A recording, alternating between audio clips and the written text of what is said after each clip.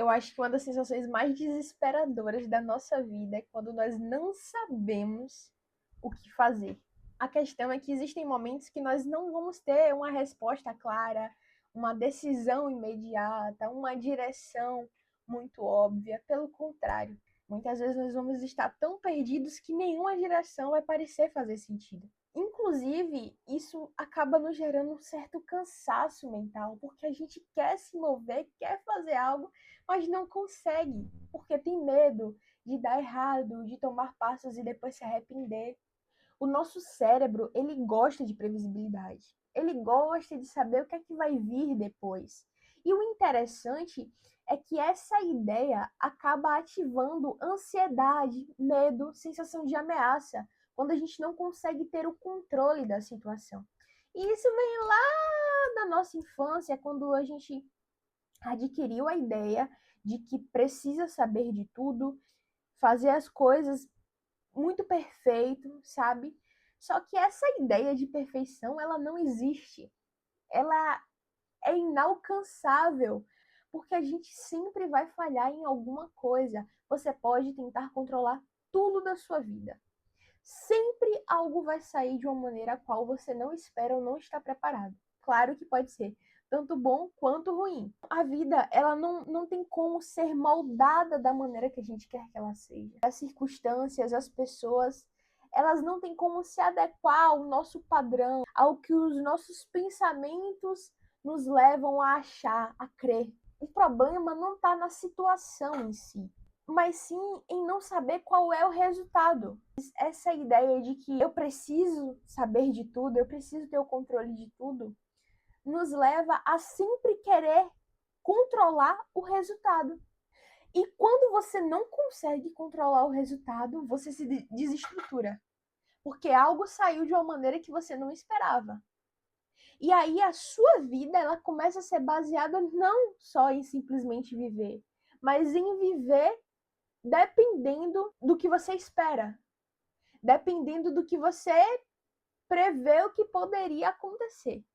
Aí vem Provérbios capítulo 3, versículo 5 e diz: confie no Senhor de todo o teu coração e não te apoies no teu próprio entendimento. Isso nos confronta completamente, principalmente quando tentamos controlar algo. Quem tem a soberania, quem sabe de absolutamente tudo, é Deus. Aí ele vem e nos mostra claramente na sua palavra que nós precisamos confiar nele e não nos apoiar naquilo que nós achamos, naquilo que nós pensamos, no que idealizamos a respeito do futuro, a respeito do agora. Nós precisamos simplesmente viver. E essa é uma dificuldade constante para quem aprendeu que a vida tem que ser baseada no controle. Em 2 Crônicas, capítulo 20, conta a história de Josafá. Ele recebeu uma notícia absurda de que um exército enorme estava indo contra ele. Então, Josafá teve medo. Isso fala lá em 2 Crônicas, capítulo 20, versículo 3. Mas sentir medo é humano. Não conseguir prever o que é que vai acontecer no futuro é humano. Ele não sabia o que é que iria acontecer quando o povo viesse. Ele não sabia se poderia ser destruído. E por isso que ele sentiu medo. Muitas vezes, algumas situações vão acontecer em nossas vidas e nós não vamos conseguir mensurar o que é que irá acontecer. Seja em uma questão familiar, espiritual, emocional, financeira, não tem como saber. E reconhecer as nossas vulnerabilidades é o primeiro ponto para se desvincular dessa ideia. E o interessante é que Josafá, em meio ao seu medo, em meio à sua aflição, o seu temor, ele não simplesmente ficou parado esperando com que algo acontecesse. Pelo contrário, ele decidiu buscar ao Senhor. Ele não negou a realidade, ele não fingiu força, ele não entrou em desespero impulsivo. Ele direcionou os olhos para o lugar certo. E talvez é aí que mora a grande virada da nossa vida, em direcionar os nossos olhos para o lugar certo. Porque muitas vezes a gente fica tão perdido em meio aos pensamentos confusos, em meio às ideias que não tem uma solução, não tem uma resposta, que nós esquecemos de direcionar os nossos olhos para o lugar certo. Porque a gente está mais focado na situação em si, no problema, do que para o que nós estamos olhando. E o interessante é que ele falou basicamente isso. Nós não sabemos o que fazer, mas os nossos olhos estão direcionados em ti. Quando a ansiedade nos domina, a mente tenta recuperar o controle. Então, acaba perdendo espaço ou qualquer tipo de possibilidade para que a gente consiga enxergar que existe alguém que tem o controle das nossas vidas. E que por mais que eu não tenha controle, ele tem. E quando nós não aprendemos isso, surge a impulsividade. Eu acho que é um dos maiores perigos da vida do ser humano, em questão emocional, é ser impulsivo. Porque quando a gente é impulsivo, tantas atitudes na emoção que nós nos arrependemos, tantas atitudes que poderiam ser evitadas.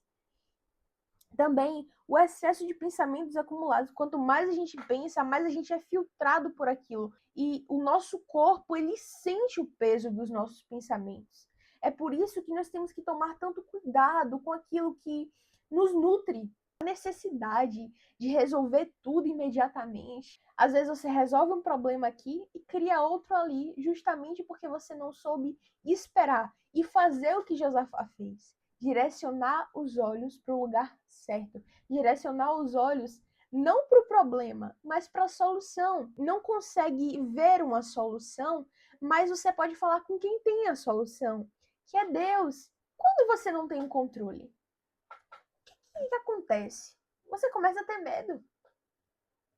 Mas e quando você começa a olhar para quem tem a resposta? Esse medo, ele começa a perder o espaço. Muitas vezes, nós tratamos Deus como se ele fosse um ser humano e que a gente pode confiar nele, mas a qualquer momento ele vai errar e Deus ele não erra. Deus ele não falha. Controlar tudo à sua volta é inviável. E quando eu falo disso, é a respeito de uma enfermidade, um problema financeiro, algo que de fato não tem como você resolver. E a sua única solução é recorrer ao Senhor. Quando a gente reconhece a nossa vulnerabilidade, a nossa pequenez, Deus começa a se manifestar nas nossas vidas. E aí, às vezes, você se pergunta, por que a minha vida não muda? Porque você ainda não reconheceu que é pequeno demais para algumas coisas, mas que o seu Deus, ele é poderoso para fazer não só o que você imagina, mas além do que você imagina. Existe muito poder nisso, meus irmãos. Salmos 46:10. Aquietai-vos e sabei que eu sou Deus. Lembra quando eu falei há minutos atrás que muitas vezes a gente trata Deus como se ele fosse um ser humano?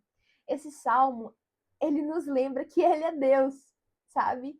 Ele não é qualquer pessoa, ele é Deus. Ele tem um poder que vai além da tua perspectiva humana. Ele carrega algo que você nem consegue mensurar. E ele fala claramente na sua palavra.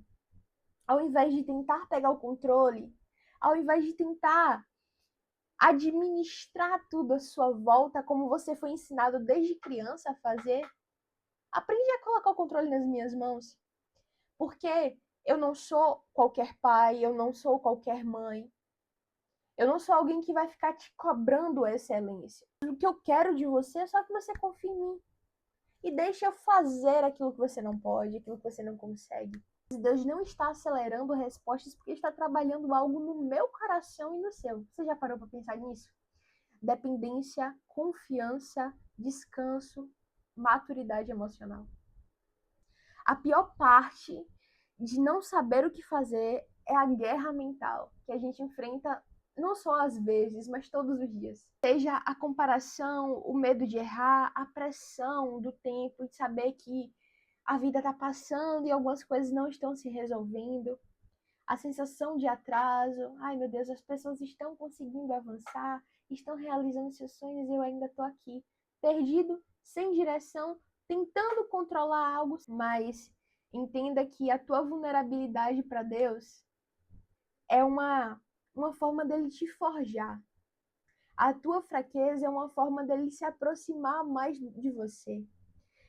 Por que tal coisa está acontecendo na minha vida? Será que não é Deus tentando te trazer para perto?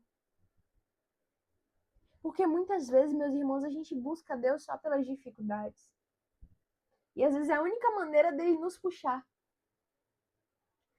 Não é que o teu problema ele não tem solução.